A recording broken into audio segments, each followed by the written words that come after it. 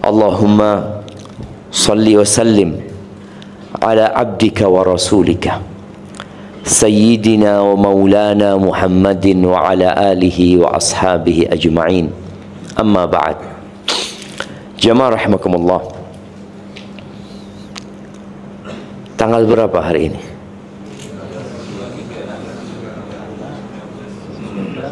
Ada yang ngomong 19, ada yang ngomong 23. Seharusnya kita di berapa? 23. Kita ini di masjid. Usahakan gak ngomong di masjid kalendernya. Ya kalendernya orang-orang masjid lah. Kita tahu Masehi itu artinya Kristus. Ya memang kalender mereka. Nggak ada masalah kita menggunakan kalender tersebut ketika kita butuhkan, ya nggak apa-apa juga. Tapi jangan sampai kita melupakan kalender Muslim, kalender orang-orang Islam, dan kita harus bangga dengan kalender ini. Tema kita pagi ini apa? Keluarga yang dirindukan. Mungkinkah orang kayak kita dirindukan surga, jemaah? Tatkala kita kiblatnya adalah Masehi, tatkala yang jadi tontonan masyarakat adalah drakor, ya, atau dulu, kalau dulu itu film-film India yang menceritakan tentang cinta. Sekarang ganti dengan drakor. Ya mungkin Hollywood juga masih mengeluarkan berbagai macam film yang menunjukkan keindahan dunia, seakan-akan mereka hidup penuh dengan keharmonisan. Kita perlu lihat bahwa ternyata nggak ada orang kafir masuk surga. Nggak ada. Sebaik apapun dia. Jadi kalau kita bicara dirindukan surga, kita ingin keluarga ini masuk surga, maka syarat utamanya adalah tauhid. Asyhadu an la ilaha illallah, itu syarat utama. Jadi tatkala kiblat kita sudah drakor, maka kita akan lihat kayaknya orang itu bahagia banget. Nggak bakal orang itu bahagia kecuali orang itu beriman.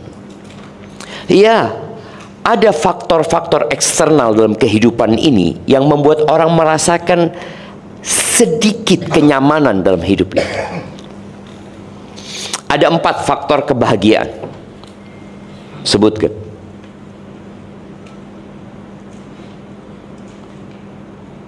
Nah, fadhal.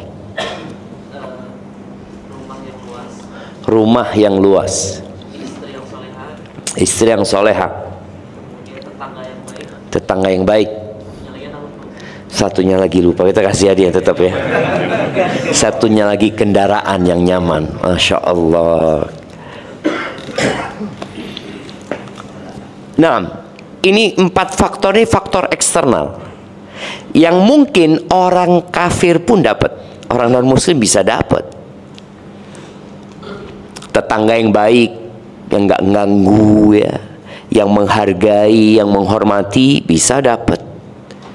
Yang kedua, istri yang soleha, istri yang penurut, yang menghormati suaminya, mungkin mereka juga dapat yang seperti itu. Yang ketiga, rumah yang luas, apalagi kemudian kendaraan yang nyaman. Ini 4 faktor, ini faktor eksternal yang mendukung seorang untuk merasakan kebahagiaan tadi.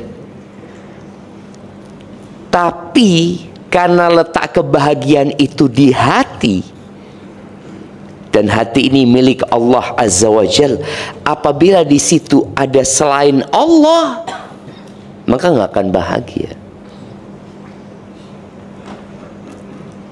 Maka kita tahu makna la ilaha illallah. Ada 2 rukun la ilaha illallah. Siapa yang menyebutkan? Nah, waduh, imam kita ya bisa lah, nggak apa-apa lah. Bismillah imam. Nah, An-nafyu wal itsbat, Masya Allah. Kasihkan hadiahnya. Faham antum an-nafyu wal itsbat? Bahasanya ustadz kayak gitu tuh. Nah, menafikan itu menolak. apa yang dinafikan? Menafikan itu kesembahan, menolak kesembahan dan hanya Allah yang Itsbat itu apa artinya? Itsbat itu mengikuti Rasul SAW. Kasih hadiah separuh, kurangin. Enggak kasihin semuanya. Jangan, Masya Allah antum. Jangan, mau dikurangin beneran sama panitia. Bismillah. Alhamdulillah. Itsbat itu bukan mutaba'ah. Itsbat itu menetapkan. Kalau nafi itu menafikan, meniadakan, itsbat itu menetapkan. Apa yang kita nafikan? Kita menafikan segala sesembahan yang ada. Semua itu nggak benar. Illallah, ini mengisbatkan hanya Allah yang benar. Karena di muka bumi ini banyak sesembahan. Kita tidak menafikan nggak ada sesembahan. Loh, ada. Ada yang menyembah sapi, ada yang menyembah mentari, ada yang menyembah rembulan, ada yang disembah manusia, banyak gitu di muka bumi ini. Jadi tidak ada sesembahan yang benar illallah, kecuali Allah Azza wa Jalla. Maka tadi hati yang masih ada selain Allah nggak bakal bahagia. Walaupun mungkin ada senyum yang terlihat di bibirnya, ada wajah berseri-seri karena memiliki 4 hal tadi, boleh jadi. Ahibati fillah, maka kalau antum ingin dirindukan oleh surga Allah Azza wa Jalla bersama keluarga antum, ya harus beriman. Allah berfirman di surat Al-Maidah ayat 72 ya. Innahu man yushrik billah faqad harramallahu alaihil jannah.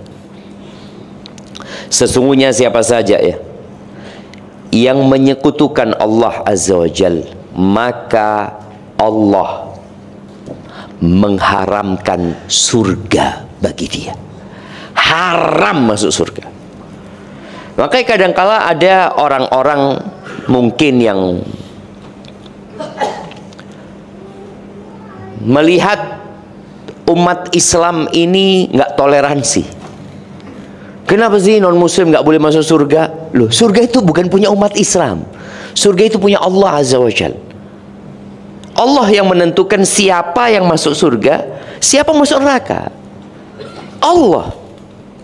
Dan Allah punya ketetapan, siapa yang melakukan kesyirikan kepada Allah, faqad harramallah, maka Allah mengharamkan. Jadi yang mengharamkan Allah, bagi dia surga, nggak bakal masuk surga. Wa ma'wahun nar, tempatnya dia pasti di neraka. Nggak ada mungkin masih ada ampunan, enggak. Allah tidak mengampuni dosa syirik. Kembali lagi, kita dalam beragama itu dia mengikuti Al-Quran dan Sunnah. Innallaha la yaghfiru an yushraka bihi. Allah nggak akan mengampuni dosa syirik. Wa yaghfiru ma duna dzalika liman yasha. Selain syirik masih ada kesempatan untuk diampuni oleh Allah Azza wa Jalla.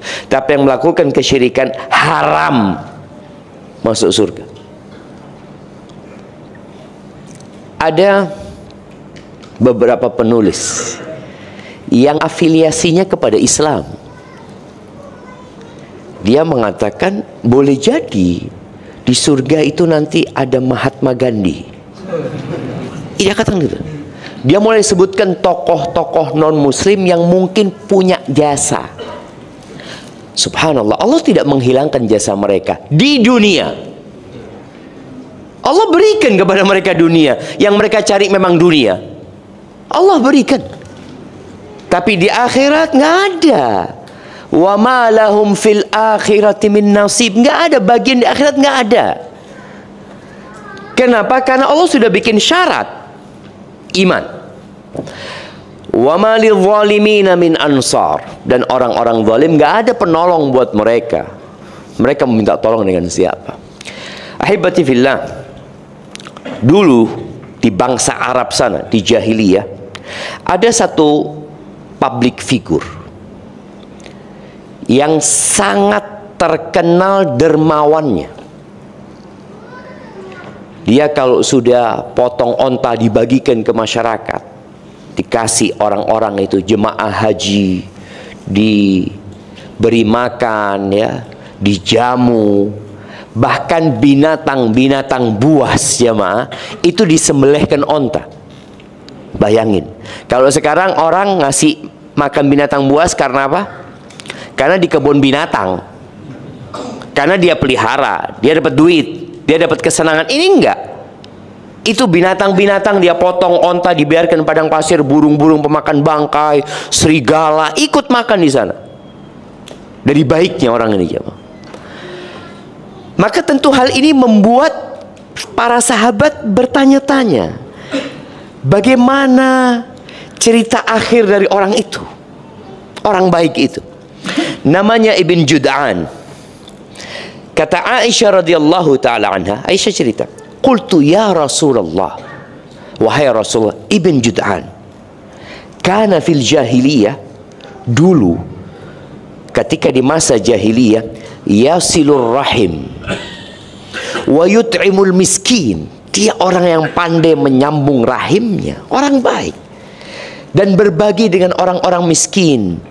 Fahal dzalika nafi'uhu, apakah yang seperti itu bermanfaat buat dia? Dia akan mendapatkan manfaatnya. Udah mati nih Ibn Jud'an. Qala la yanfa'uhu, enggak, tidak bermanfaat buat dia sedikit pun. Innahu lam yaqul yauman rabbighfirli khati'ati yaumiddin.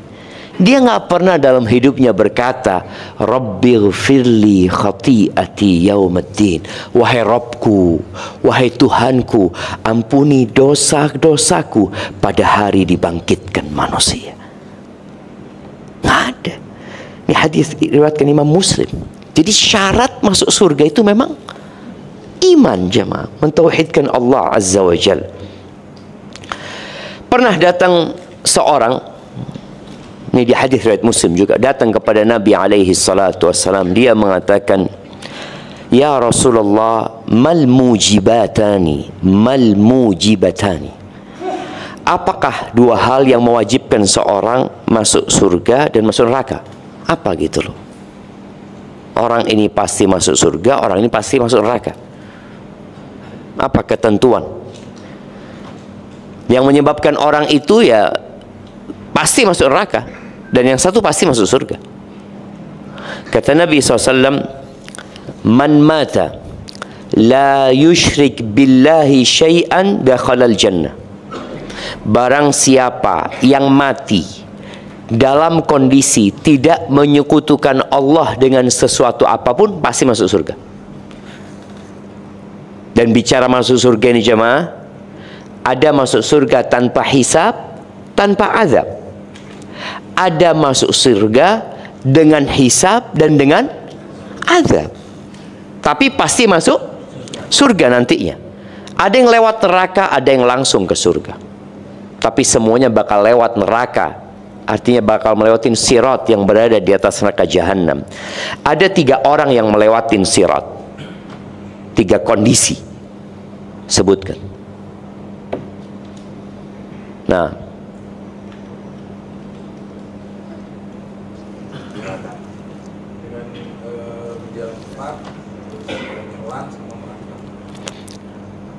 nggak ada yang masuk neraka itu ya.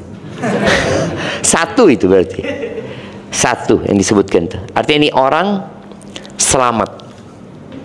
Ada orang yang selamat tapi terluka-luka. Ada yang selamat tanpa terkena api sama sekali. Karena bayangin ya, kalau antum berjalan di atas api yang berkobar-kobar, panas cuma. Di situ juga ada alat-alat pengait yang menarik orang-orang yang melewati sirat. Kalau orang kafir nggak lewat sirat, orang kafir itu digiring langsung berjatuhan ke neraka. Yang lewat sirat itu orang-orang muslim. Ya semuanya akan lewat neraka. Jadi orang kafir pun akan lewat neraka. Cuma mereka nggak lewat sirat, mereka langsung berjatuhan ke dalam neraka. Kita baca beberapa hadis yang ditarik, dilemparkan ke neraka, tarik, lemparkan ke neraka, didorong. Nih orang-orang yang melewatin sirat ini ada 3 kondisinya. Yang satu adalah yang selamat tanpa terluka sedikit pun. Yang kedua adalah luka-luka bakar dia tapi masih selamat. Tadi yang disebutkan mungkin dia merangkak, dia bergantungan terus masih selamat. Ada yang jatuh ke neraka. Na'udzubillah min dzalik. Kasihkan hadiahnya. Kan masih banyak kan? Nah, tadi yang memastikan orang masuk surga adalah dia mati dalam kondisi tidak melakukan kesyirikan. Wa man mata yusyrik billahi syai'an dakhalan nar. Barang siapa yang mati dalam kondisi melakukan kesyirikan kepada Allah, pasti masuk neraka. Ingat, bukan milik kita surga dan neraka. Kita nggak bisa mengatakan, oh fulan masuk surga, fulan masuk neraka. Enggak, Allah Azza wa Jalla yang memilikinya. Maka ahibati fillah, yang perlu dipikirkan bersama, apakah kita sudah membina rumah tangga itu di atas iman, di atas visi dan misi untuk masuk surga. Karena orang kalau bicara masuk surga berangkat dari keimanan tadi. Antum beriman dengan surga. Ada beberapa orang yang mengaku muslim, dari lisannya nampak kalau dia kurang Islam. Di beberapa ceramahnya mengatakan umpamanya, ini umat Islam ngomong tentang surga neraka, emang ada yang sudah ke sana? Iya, cuma ini menunjukkan bahwa dia nggak beriman dengan surga dan neraka. Kalau dia beriman, ya selesai. Doa dia, Rabbana atina fid dunya hasanah wa fil akhirati hasanah wa qina adzaban nar. Ini orang beriman. Berarti memang dia ada rencana mau ke surga dan dia takut dengan neraka. Nabi alaihi salatu wasallam dalam hadis yang diriwayatkan Imam Ahmad dari Anas bin Malik radhiyallahu anhu, beliau mengatakan, masa'ala rajulun muslimun, tidaklah seorang hamba yang muslim, karena syaratnya Islam tadi, Allah azza wa jalla al-jannah, dia meminta kepada Allah surga, 3 kali dia minta surga, illa qalatil jannah Allahumma adkhilhul jannah. Ini orang visi misinya surga, maka doanya minta surga. Ada orang yang ambisi dia dunia, perhatikan doa-doa dia dunia isinya, rumah, mobil, sawah, apalagi apartemen, motor, pesawat. Siapa yang doa minta pesawat? Ada orang doa minta pesawat, mungkin lah jamaah, kok enggak? Ada orang lihat pesawat jet pribadi, kapan anak pakai itu? Allahumma inna nas'aluka ta'ira ya Allah. Minta pesawat dia kemudian jawab. Boleh minta dunia itu boleh, tapi jangan hanya dunia yang dipinta. Ambisinya akhirat. Nih mintanya surga. Maka orang ini kalau 3 kali minta surga, Allahumma inni as'alukal jannah, Allahumma inni as'alukal jannah, Allahumma inni as'alukal jannah, atau pakai bahasa Indonesia atau pakai bahasa apa, ya Allah aku minta surga ya Allah, masukkan aku ke surga ya Allah, ibuku masukkan ke surga ya Allah, abahku juga ya Allah, keluargaku ya Allah, anak-anakku ya Allah, kakakku ya Allah, adikku ya Allah, masukkan mereka ke surga, ponakan-keponakanku ya Allah, masukkan ke surga. Masya Allah, yang orang minta surga, dia memohon kepada Allah sesuatu yang dia yakin itu ada, dan itu menjadi akhir dari kehidupan manusia, imma surga imma neraka. Maka surga akan minta kepada Allah. Awalnya orang ini yang minta, kemudian surga minta. Ini menunjukkan surga itu ada, dan surga itu sudah diciptakan, dan proses pembangunan itu terus berjalan di surga. Karena kita tahu, man bana lillahi masjidan banallahu lahu baitan fil jannah. Barang siapa yang membangunkan masjid buat Allah, Allah bangunkan rumah di surga. Nih, ke masjid ini katakan ada bangun rumah Quran. Mereka yang membangunkan itu akan Allah bangunkan juga. Jadi sesuai dengan amal. Jadi proses pembangunan di surga itu terus berjalan, tapi sudah ada. Makanya surga ini akan mengatakan ketika orang ini minta dimasukkan surga, surga akan berkata, Allahumma adkhilhul jannah, ya Allah masukkan dia ke surga ya Allah. Surga pun rindu karena orang ini memang mau ke surga. Walastajara minan nari mustajirun thalatha marrat. Dan tidaklah seorang meminta perlindungan kepada Allah dari api neraka 3 kali. Dia berdoa ya macam-macam, Allahumma ajirna minan nar, Allahumma ajirna minan nar, atau dia mengatakan Allahumma inni a'udzubika minan nar. 3 kali, illa qalatin nar, melainkan neraka akan berkata. Ingat, neraka ada sudah. Jadi ketika Allah mengancam kita, Allah tidak mengancam dengan sesuatu yang belum ada. Sudah ada, maka diancam dengan neraka. Maka ketika orang ini meminta perlindungan kepada Allah dari api neraka, maka neraka akan mengatakan, Allahumma ajirhu minan nar. Allahumma ajirhu minan nar. Ya Allah, selamatkan dia dari neraka. Dia nggak mau masuk neraka ya Allah. Maka dia berdoa memohon kepada Allah Azza wa Jalla. Ahibati fillah, maka setelah iman yang menjadi syarat utama, keluarga yang ingin dirindukan oleh surga harus menyamakan visi dan misinya. Suami ngobrol sama istrinya, rumah tangga kita mau dibawa kemana? Istri ngomong sama suaminya, Bang, aku lihat engkau terus numpuk harta.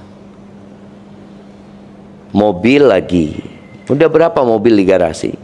Kata saya, baru 71. Buat apa? Buat apa 71 mobil? Orang itu memang kehidupan dunia ini permainan, jangan. Permainan.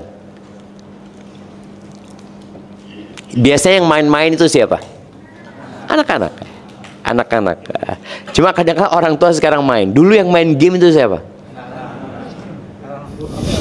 Sekarang kakek-kakek main game sama. Sahih, anak melihat. Dulu anak-anak main game kalau biasanya ke mall ya, yang masih masukin apa? Koin tuh. Oh, habis duitnya, habis sudah pulang dia. Sekarang 24 jam main game. Ke toilet. Dulu di toilet itu ada larangan, dilarang merokok. Sekarang dilarang main game. Karena lama dia di toilet kalau main game, nggak tahu di luar ngantri di sini, dia lama di situ jamaah. Dunia ini permainan. Anak-anak itu kadang-kala main jual-jualan, ya, main jual-jualan, habis gitu, ya udah dibuang semuanya. Kalau dulu kita main pakai daun pisang apa ya, kemudian anak-anak kalau ke pantai bikin apa biasanya? Bikin rumah, bikin benteng, bikin ini, itu bikin dia, Masya Allah. Habis gitu ditinggalkan, air habis. Itulah permainan. Dunia ini permainan. Antum melihat orang paling kaya, main-main dia. Kenapa? Kok bisa Ustaz? Entar lagi mati dia. Ditinggal. Tadi seperti permainan. Dan itu kehidupan dunia. La'ibun walahu.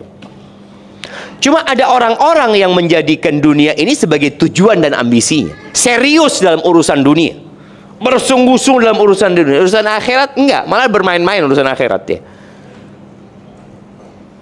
Enggak kajian. Aduh, afwan nggak ada waktu. Insya Allah. Kita main bola, bismillah. Kita bayangin ya. Untuk yang kajian nggak ada waktu main bola, bismillah. Ya Allah, bismillah sudah. Karena itu ada kesan lahu. Lahu itu sesuatu yang membuat kita lalai dari sesuatu yang lebih penting. Lahu.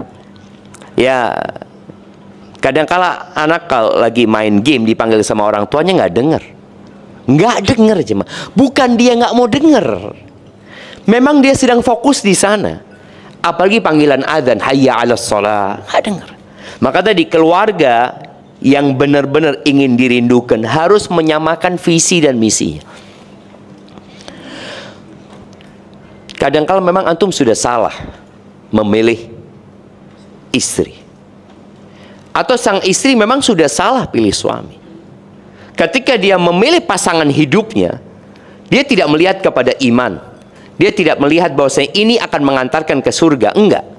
Makanya sebagian perempuan mengatakan suami ana nggak sholat, suami ana nggak puasa. Loh, antum nemu di mana orang itu? Nggak sholat, nggak puasa, dijadikan imam. Kira-kira kalau imamnya nggak sholat, nggak puasa, imam ini ngantarkan kemana aja, ya kan neraka nantinya. Lalu setelah berjalan waktu, Ustaz, suami ana nggak pantas jadi imam. Yang nyari siapa dulu kok? Sekarang tanya sama Ustaz gitu kan? Kalau ana yang nyari kan pantas komplain sama ana kan? Apa ini pilihan Ustaz yang nggak bener itu? Ya, ini yang milih siapa? Maka tadi orang akan dimintain pertanggungjawaban atas pilihan dia. Kenapa engkau pilih dia? Seorang suami juga kadang-kala salah pilih istri. Dapat istri di mana? Di klub malam, Ustaz. Ada sama. Ketemu di mana sama istri? Car Free Day. Insyaallah. Car Free Day. Anda nggak tahu lah, banyak tempat-tempat ketemu istri tadi, yang macam-macam. Tapi ketika antum tujuannya akhirat, antum tahu, anak akan cari istri yang bakal menjadi pendidik anak-anak anak. Indonesia ini sekarang krisis apa istilahnya? Fatherless.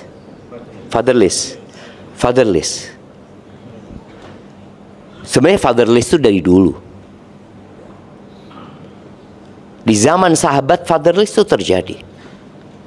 Tapi para ayah tidak salah pilih istri. Para sahabat itu ketika jihad 6 bulan nggak balik jemaah. 4 bulan nggak ketemu anak, nggak ketemu istri. Tapi mereka nggak salah pilih istri. Jadi anak-anak dididik sama emaknya. Karena dia tahu anak nggak mungkin 24 jam bersama anak-anak. Apalagi kalau dagang. Abu Bakar ketika berdagang menuju ke Syam, ya. Berapa bulan Mekah ke Syam itu? 1 bulan berangkat, 1 bulan pulang. Di sananya berapa bulan? Anggap 1 bulan juga di sana. 3 bulan nggak ketemu keluarga sama anak juga. Tapi nggak salah pilih istri. Yang salah bapak ini, kalau pulang ke rumah ada di rumah tapi nggak ada. Ibunya tanya, bapak mana? Kata anak, wallahu a'lam. Itu di pojok siapa? Nggak tahu siapa orang itu di pojok. Lagi sibuk dengan handphonenya. Ini yang fatherless yang bener kayak gini. Ada di rumah tapi nggak ada. Tapi ketika dia memang harus merantau, ya, kadangkala sebagian kita itu kepingin lah kerjanya itu dekat rumah, ya, kepingin dia tiap hari pulang ke rumah. Tapi ada yang harus di tambang, ada yang harus di lautan 2 pekan, baru 2 pekan balik. Ada yang 1 bulan jemaah baru balik, ada yang 4 bulan baru balik. Ketika istri sama suami ini sama-sama cari akhirat, dia akan paham, siap bang, engkau fadhol, cari yang halal bang, cari yang halal, aku akan benarkan anak-anakku. Ini yang harus dilakukan. Jadi sejak sebelum menikah sudah dipikirkan kalau ingin dirindukan surga.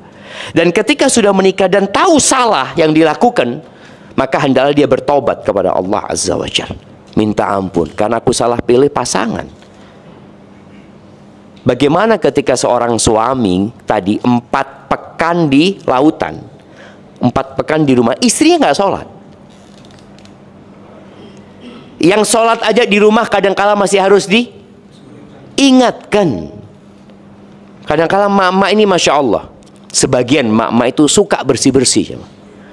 Udah masuk waktu sholat, tetap bersih-bersih ini itu. Sholat tenang, masih banyak waktunya. Tahu-tahu azan asar, astagfirullah, asar ternyata. Diingatkan. Gimana kalau nih suami pilih istri yang nggak sholat, kemudian kerjanya jauh? Mau dibawa kemana anak-anaknya? Ini kesalahan seorang ayah ketika memilih pasangan. Maka hendaklah dia bertobat kepada Allah Azza wa Jalla. Yang seperti ini, pulang. Lo kerjaannya di luar, resign antum. Kalau kepingin anak-anak selamat. Kenapa? Tanggung jawab antum tuh bukan hanya memberikan makan, tapi mendidik. Maka kalau antum sudah memilih istri dengan baik, selesai. Antum pergi kemanapun, aman. Cerita seorang ayah, kalau nggak salah, seorang tabi'in, Abul Aswad Ad-Du'ali, dia mengatakan kepada anak-anaknya, ya ngobrol sama anak-anaknya, ahsantu ilaikum sigaran wa kibaran qabla an tuladu. Nah, engkau tahu ayah ini berbuat baik sama kalian ketika kalian kecil, ketika kalian besar, dan ketika kalian belum lahir. Kata sang anak, ayah gimana sih? Kalau engkau berbuat baik kepada kita ketika kita kecil, kita kan udah ada. Iya, engkau berbuat baik sama kita. Ketika kita besar, kita melihat dan kita merasakan. Gimana ayah, engkau bisa berbuat baik kepada kita sedangkan kita belum lahir? Ikhtartu lakum umman la tu'ayyaruna biha. Aku pilihkan buat kalian seorang ibunda yang kalian tidak akan tercela dengannya. Ini jamaah. Jadi sejak awal sudah benar dia milihnya. Maka ketika tidak benar, tadi kalau antum kerja jauh, antum resign. Antum harus sering di rumah. Kalau enggak, boleh jadi istri antum kelayapan, antum nggak tahu. Dan boleh jadi memang antum seperti itu juga. Nah, ada orang-orang yang merasa tenang dengan istri yang seperti itu karena dia memang seperti itu juga. Jadi pernah lihat burung gagak duduk-duduk sama burung merpati, antum lihat? Nah, ana lihat tadi pacaran dia, burung gagak sama merpati, nggak ada. Yang ada burung gagak sama burung gagak, merpati sama merpati, udah. Itu yang harus kita renungkan bersama. Istri-istri Rasul SAW adalah orang-orang pilihan. Ternyata orang-orang pilihan ini pun kadangkala di tengah jalan berubah. Sebagian istri mengeluhkan, anak punya suami itu udah ngaji Ustaz ketika anak nikah sama dia. Gara-gara COVID kemarin, dari dia di PHK, ini itu, dia mulai berhenti datang kajian Ustaz. Nggak lagi ke masjid. Bahkan di rumah sholatnya telat-telat. Nah, ini diperbaiki. Artinya dia nggak salah pilih, tapi dikasih ujian sama Allah Azza wa Jalla di tengah jalan. Dan kadang-kadang yang membuat orang berubah ekonomi. Makanya kekayaan itu bisa merubah dan kemiskinan juga bisa merubah. Dulu anak punya sohib baik banget Ustaz, Masya Allah. Setelah dia kaya, berubah dia Ustaz. Ketemu anak cuma Assalamualaikum, sahih cuman.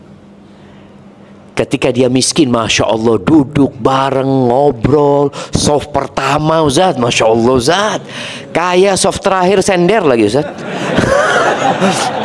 Nah, artinya terjadi perubahan gara-gara kekayaan. Maka di sini tugas suami atau istri ketika pasangan hidupnya berubah, ya dia harus berjuang untuk menyamakan visi dan misi itu kembali. Dulu maunya surga, dulu maunya akhirat. Sekarang tengah jalan gara-gara ada fulus, mulai berpikir kemewahan dunia. Allah Azza wa Jalla berfirman di surat Al-Ahzab ayat 28-29. Nah, ayat 28-29. Bismillah.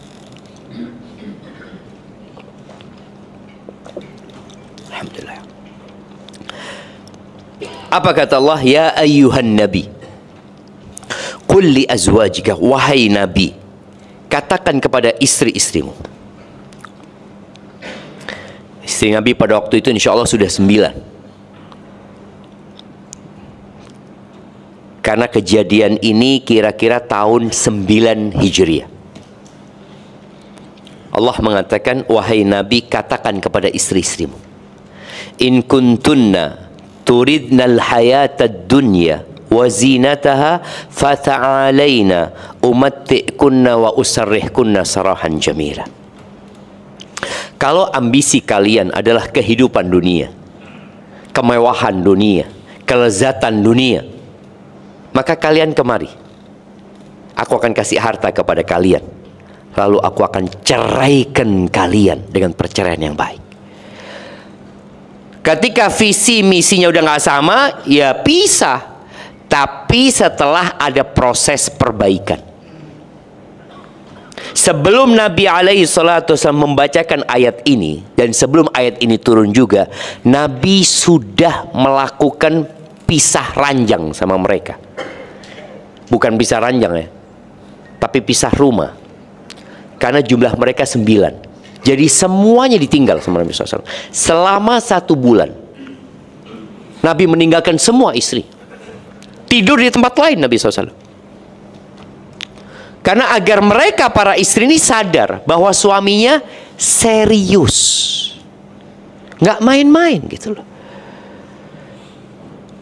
Ada orang-orang yang dikasih nasihat pakai lisan, tapi tetap nggak mau dengerin.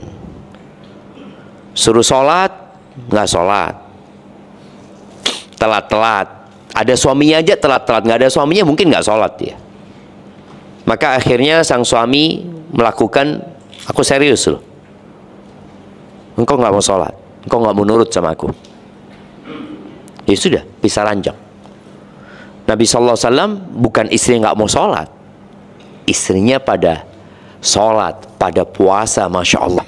Tapi ada sedikit kecondongan kepada dunia.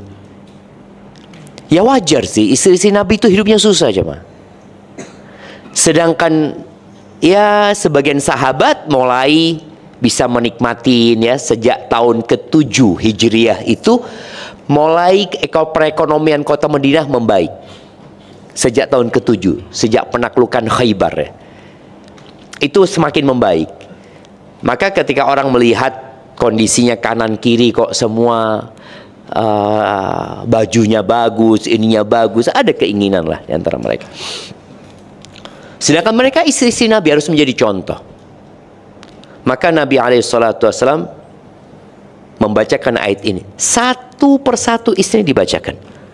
Kalau engkau ingin dunia dan perhiasannya, udah kesini nggak apa-apa. Aku kasih harta, kasih pesangon modelnya. Kasih harta, wa usarrihkunna sarahan jamila. Aku akan menceraikan kalian dengan perceraian yang baik. Nggak bisa dilanjutkan jemaah. Kalau dia inginnya dunia, capek, lelah. Karena memang ambisi dunia ini akan membuat berantakan kehidupan kita. Hati tidak tenang, dada menjadi sesak. Dunia yang dicari. Wa in kuntunna turidnallaha wa rasulahu wad daral akhirah. Kalau ambisi kalian, kalau yang kalian inginkan adalah Allah pencipta langit dan bumi ini, Rasulnya, dan kehidupan akhirat, maka sesungguhnya Allah, fa innallaha a'adda lil muhsinati minkunna ajran 'azima.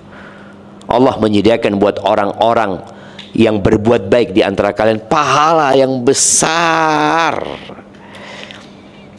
Maka tadi jemaah, kalau ingin dirindukan oleh surga, ya kita harus menyamakan visi dan misi bersama keluarga kita jemaah. Kemudian ahibati fillah, ada sebuah hadis yang menceritakan tentang wanita-wanita penghuni surga. Kata Nabi SAW, ala ukhbirukum binisaikum min ahlil jannah. Kalian mau nggak aku kasih tahu istri-istri kalian calon penghuni surga? Subhanallah jemaah. Seorang laki-laki, ya ini buat emak-emak ya, dan buat antum juga. Ketika menikah, dia tahu rumah dia adalah tempat ketenangan dan kedamaian. Makanya orang tuh kalau bikin rumah biasanya cari rumah yang tenang gitu loh.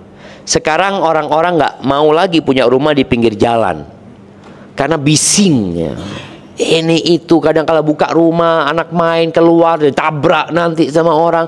Maka mereka berpikir bagaimana punya rumah yang tenang, yang damai. Yang terpenting dari rumah itu adalah isi rumahnya yang memberikan kedamaian dan ketenangan.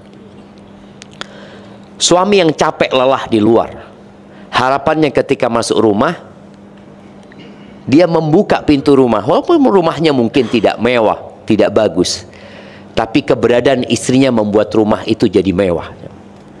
Tatkala istrinya menyambutnya dengan penuh penghormatan dan penghargaan. Tapi kalau suami pulang jam 9 malam ya, udah wajah ngantuk ya, buka pintu rumah, istrinya tanya, kok telat pulangnya? Kata sang suami, ya Allah, anak kepingin sampai rumah ini ditanya mau yang panas atau yang dingin ya. So, istri yang mengatakan, bang kok capek bang, fadol bang. Capek dia cuma.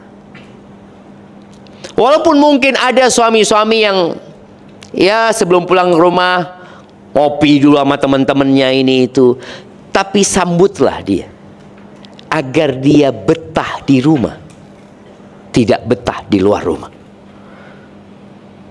Seberat apapun pekerjaannya, dia berpikir aku kalau sampai rumah tenang.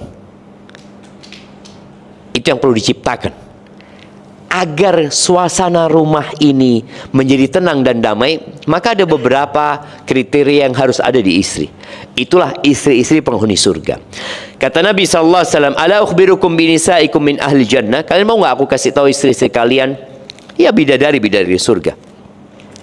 Beliau mengatakan alaihi salatu wassalam, al-wadud al-walud al-a'udu ala zawjiha. Dia adalah wanita yang penuh cinta dan kasih. Yang kedua, walud, suka banyak anaknya.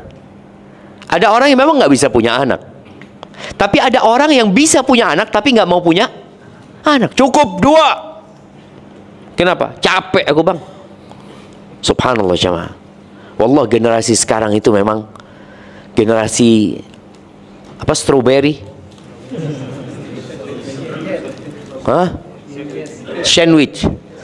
Generasi sandwich ya. Tapi sebenarnya generasi sebelumnya, kalau generasi sebelumnya generasi apa disebutnya? Gen Z. Sebelum Gen Z? Milenial. Apalah? Generasi-generasi itu kita melihat memang ya. Generasi-generasi ini tidak lagi tahan banting.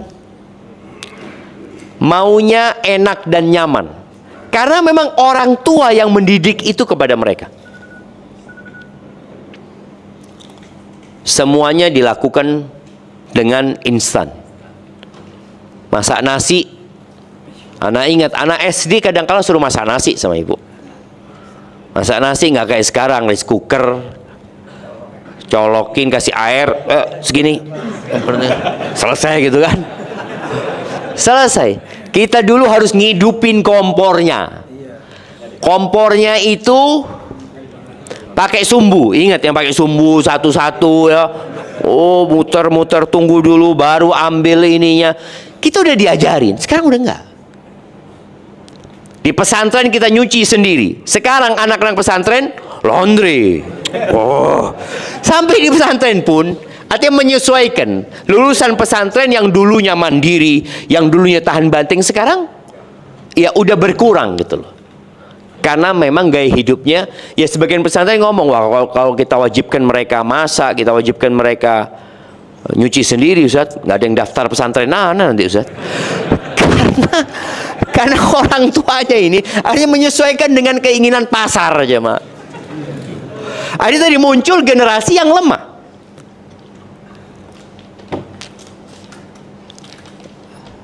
Ada seorang ustadz ya, anak sering jadikan contoh beliau rahimahullah ya. Beliau punya anak 28 dari satu istri. Bayangin kayak apa aja. Ada kawan di Jakarta, anak dapat kabar kalau bapaknya dia itu satu saudara 25. Anak-anak nggak percaya, bener, coba Ustaz WA dia, anak WA. Bener, abah antum itu satu keluarga 25. Iya Ustaz, abahnya satu keluarga, satu saudara 25, dan nenek anak nggak punya pembantu. Satu ibu 25. Antum bisa bayangin ya, 25, kita kayaknya harus 4 pabriknya Ustaz. 4 pabriknya 228 baru dapatnya. Lah iya, baru 8 dapatnya. 4 baru dapat 4 dapat 8, 16 lah. Mana 8? Artinya sekarang kalau 6 baru dapat 24, belum bisa mencapai itu 125. Gimana generasi? Dan tanpa pembantu. Jadi ketika anaknya lebih besar, kakaknya ini bantuin adiknya. Terus, jadi mereka sudah benar-benar dipersiapkan. Maka tadi Nabi alaihissalatu menyebutkan, penghuni surga itu, wanita penghuni surga itu walud, suka punya banyak anak. Ketika suaminya ngomong, "Dik, bismillah yuk ya." Kata dia, "Bismillah, yang kau enak," kata dia. Aku yang hamil, aku yang melahirkan, aku yang menyusui. Makanya perempuan itu dijadikan ratu. Karena gaya hidup sekarang perempuan dipekerjakan, pantas dia ngomong kayak gitu. Oh, dia suruh cari duit juga? Enggak, seharusnya yang cari duit siapa? Suami full. Jadikan istrinya ratu.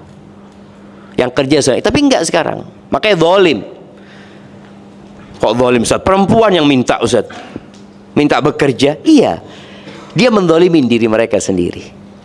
Makanya akhirnya ada banyak kebaikan yang nggak bisa dilakukan. Tadi punya anak nggak bisa. Kenapa? Anak kerja Ustaz. Anak masuk jam sekian, pulang jam sekian, sampai rumah ngurusin anak, ngurusin suami, besok berangkat kerja lagi. Ya sudah, engkau menzalimin diri sendiri. Al-Wadud, yang penyayang, yang pengasih, yang banyak. Al-A'ud, yang suka kembali kepada suaminya. Al-A'udu ala zawjiha. Sekarang banyak istri itu bukan kembali kepada suami. Kalau ada masalah sedikit kemana? Kabur dari suaminya. Bukan kembali. Allati idza adzat au udhiyat.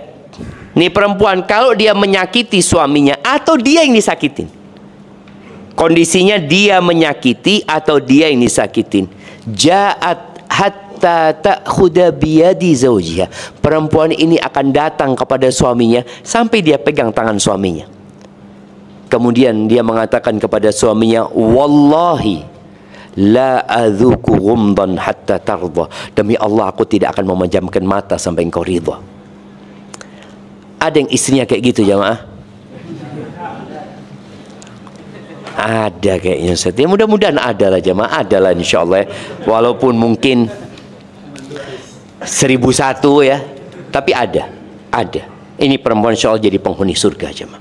Barakallahu fiik. Yang terakhir, kalau ingin dirindukan surga tetap watawasau bil haq watawasau bis sabr. Kita semua punya kekurangan. Nggak ada yang sempurna. Istrimu bukan bidadari dan engkau juga bukan malaikat. Maka perlu di rumah tangga ini untuk saling mengingatkan. Suami mengingatkan istri, istri mengingatkan suami, dan yang terakhir watawasau bis sabr. Perlu kesabaran. Lihatlah kepada kelebihan pasangannya, jangan fokus kepada kekurangannya. Karena kalau enggak, kita nggak akan sabar. Berapa banyak orang yang kerja di perusahaan sampai hari ini bertahan, bukan karena perusahaan itu baik sama dia, tapi karena masih ada kebaikan di tempat itu yang bisa dia ambil.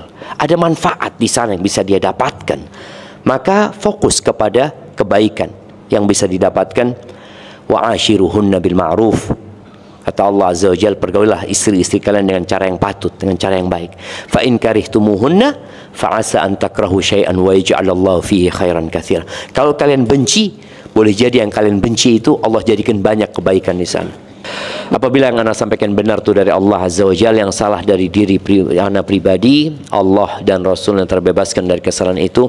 Subhanakallahumma bihamdika asyhadu an la ilaha illa anta astaghfiruka wa atubu ilaik. Assalamualaikum warahmatullahi wabarakatuh.